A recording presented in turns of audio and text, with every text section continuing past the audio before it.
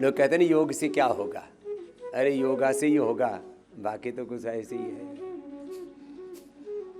भस्त्रिका किया तुमने पूरा? भस्त्रिका का लाभ क्या बताया था? ओ ठीक है। और क्या बताया था?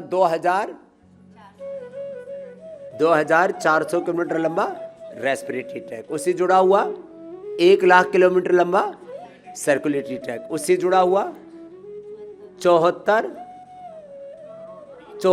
अरब 74 बिलियन, तुमको अरब नहीं समझ में आता, 74 बिलियन किलोमीटर लंबा डीएनए का ट्रैक एनर्जाइज हो जाता है, ऊर्जा से भर जाता है। एक एक सेल के कितने क्रोमोसोम्स बताए थे? 46। अरे इतना तो पढ़ाई है, 9वीं 10वीं में भी साइंस में पढ़ा था।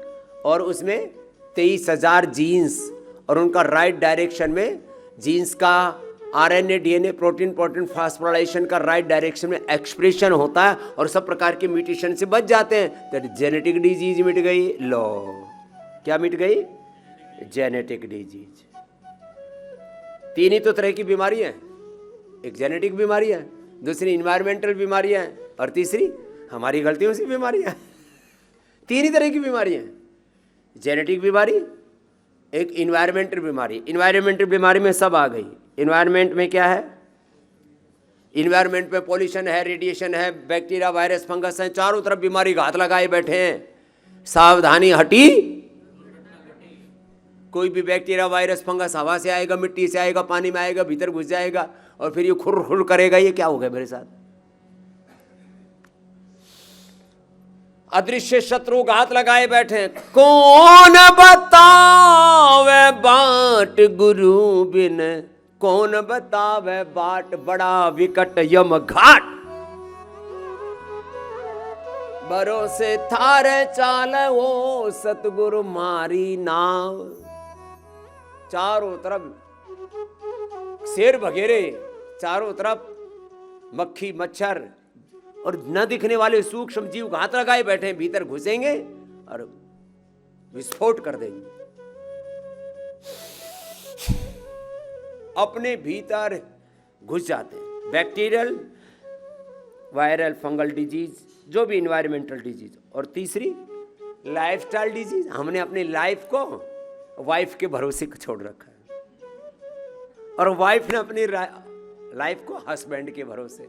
हस्बैंड को खुद ही बैंड बज रहे हैं, तुम्हारी कैसी रक्षा कर लेगा? अच्छा बताओ, तुम्हारा बीपी बढ़े, तुम्हारा शुगर बढ़े, तुम्हारा मोटापा बढ़े, तुम्हारा स्ट्रेस, एंजाइटी, डिप्रेशन बढ़े, थोड़ी बहुत हस्बैंड वाइफ एक दूसरे की मदद कर सकते हैं, लेकिन लाइफ खुद को ही जीनी पड़ेगी। इसलिए हम without wife I am living my life full with piece, Joy, happiness.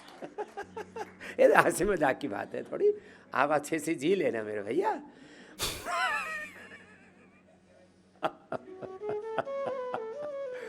लेकिन हाँ, लोग कहते हैं विदाउट वाइफ नो लाइफ, ऐसा बोलते हैं।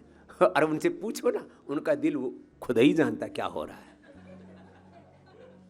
लेकिन यदि कोई प्रीति से जिए तो सीताराम की तरह जी सकते हैं, उमा महेश्वर की तरह जी सकते हैं, लक्ष्मी नारायण की तरह जी सकते हैं। एक दूसरे को भोग की वस्तु मान के नहीं, एक दूसरे को भगवान का प्रसाद और आशीर्वाद मान करके, पत्नी भगवान का रूप माने परमेश्वर को, और पति भगवती का स्वरूप माने पत्नी को। अच्छा, एक तरफा बात बोलते हैं, पति परमेश्वर होता, अरे पत्नी भी तो भगवती होती है पगले, वो भोग की वस्तु नहीं है। ऐसे जो एक दूसरे को समझते हैं, उन सद गृहस्थों के लिए भी एक बार जोरदार अभिनंदन है। लेकिन ये बिरला ही संयोग है। ज्यादातर लोग उमड़ती हुई जवानी में एक दूसरे को भोगने के लिए ब्याह करते हैं, ज्यादातर। इसलिए भोग की वस्तु नहीं है ये सृष्टि। ये सृष्टि, ये जीवन जगत भगवान का प्रसाद और आशीर्वाद है। ये सारा नाम रूप स्वरूप रूप में जो भी कुछ है, सिया राम में सब जग जानी, वासुदेवा सर्वम ओम सर्वम खलु इदम ब्रह्म। हम तो ऐसे ही सबको देखते हैं, हंसी मजाक की बात अलग है। वो तो थोड़ा ऐसे ही तुम्हें ये बताने के लिए कि तुम जिस धरातल पर जी रहे हो, जिस सरफेस पर जी रहे हो, वो जिंदगी नहीं है। जीवन इसके परे शुरू होता है, इसके मूल में